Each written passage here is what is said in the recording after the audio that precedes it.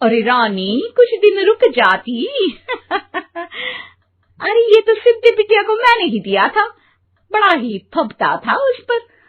तुझ पर तो कुछ खास नहीं लग रहा। अब वो ना, मेरे सारे कपड़े गीले थे तो सोचा पहन लूं। वैसे भी सिद्धि को कौन सा दिन पुराने आउटडेटेड कपड़ों को पहनना है। वैसे भी ये सूट तो मैंने तभी पहना था, वैसे खास है भी नहीं ये। हाँ ठीक है, लेकिन ना मेरी सिद्धि पर तो जमता था। सारे मेहमान चले जाते हैं और सिद्धि ससुराल से मायके पहली बार आती है। अपना घर, अपना कमरा, अपनी अलमारी। ये बोलकर जैसे ही सिद्धि अलमारी खोलती है तो सामने उसके कपड़ों की जगह कुछ और ही रखा होता है। माँ, ओ माँ, जरा कमरे में तो आना। सास और रानी वहां पहुंच जाते हैं। रानी ने पहनी होती है सिद्धि की जींस और टी शर्ट। अरे भाभी, ये क्या? ये तो मेरी बड़ी ही महंगी टी शर्ट है, इसे आपने घर में क्यों पहनी है? अरे बहुत मिलती है दीदी ये चौक की मार्केट में, 150 में। ओ भाभी प्लीज, ये एरोपोस्टल है, 2000 की एक टी शर्ट। ओहो, 2000 में तो दीदी 4 साड़ी आ जाए। अब क्या बोलूं भाभी, ये मेरी अलमारी में छोटू के कपड़े, तो मेरे कपड़े कहाँ हैं? मेरी अलमारी में। अब दीदी आपको कौन से पुराने कपड़े पहनने थे? माना भाभी, लेकिन मैं जब घर आती तो यही सब पहनती ना। अरे तुम तो बड़ी कंजूस हो दीदी। खैर, वक्त आता है जब सिद्धि ससुराल के लिए रवाना हो रही होती है। अरे रानी, अंदर से सिद्धि का गिफ्ट ले आ, लड़की पहली बार ससुराल से मायके आई है। रानी अंदर जाती है और एक सिंपल सी साड़ी लेकर बाहर आ जाती है। ये लीजिए माँ जी। सास बेटी को गिफ्ट देकर ससुराल भेजती है। अगले दिन रानी एक सुंदर सी साड़ी पहनकर सामने आती है।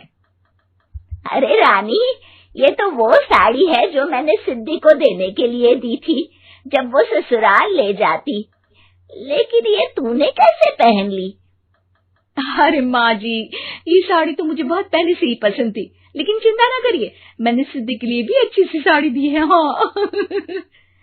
तभी सिद्धि का फोन आता है। क्या माँ, कुछ अच्छा तो दिया होता ससुराल ले जाने के लिए। अरे पहले दिखा दिया होता। ये चमकते हुए पैकेट में नौकरानी वाली साड़ी मत दिया करो माँ। अरे बेटे, वो तेरी भाभी ने ना गलती से उससे पैकेट बदल गया। हाँ, मैं कल ही तेरे भाई के हाथ से तेरा वाला पैकेट भेज दूंगी। अरे रहने दो माँ, आई एम श्योर भाभी ने अभी वही साड़ी पहनी होगी जो तुमने मेरे लिए रखी थी। तुम तो समझ नहीं पाई उनको। खैर छोड़ो, मैं ज्यादा बोलती अच्छी नहीं लगती, रहने दो, आपको उन्हीं के साथ रहना है, फिर बात करेंगे।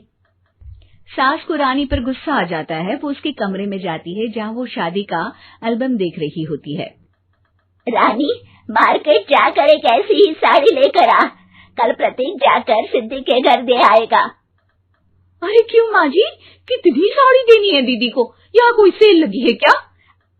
अरे चुप कर, मेरे बेटी के हिस्से की साड़ी खुद पहन ली, अब ज्यादा ज्ञान बांट रही है। एक दिन सिद्धि का फोन आता है। माँ, मेरी सास ने आप सबको खाने पर बुलाया है। सारे लोग सिद्धि के ससुराल पहुँचते हैं। खाना खाकर वो लोग निकल रहे होते हैं कि सिद्धि की सास सभी को गिफ्ट देती है। अरे बहन जी, बेटी के घर का खाना खा लिया, यही बहुत है, जो आप ऊपर से गिफ्ट भी दे रही है। अरे बहन जी, आप भी कहाँ इन बातों पर विश्वास कर रही हैं। सास सभी को गिफ्ट देती है, लेकिन रानी को जो साड़ी देती है वो अजीब सी हरे रंग की, लाल रंग की बड़ी छाप वाली होती है। अरे छी, ये कौन पहनेगा? सासू माँ को तो जरी वाली इतनी सुंदर, और मेरे लिए ये नौकरानी वाली। अरे भाभी, दरअसल मैं जब भी घर आती थी आप वापसी में ऐसी ही साड़ी देती थी ना, तो माँ ने सोचा कि आपको आपकी पसंद की ही साड़ी क्यों ना दी जाए।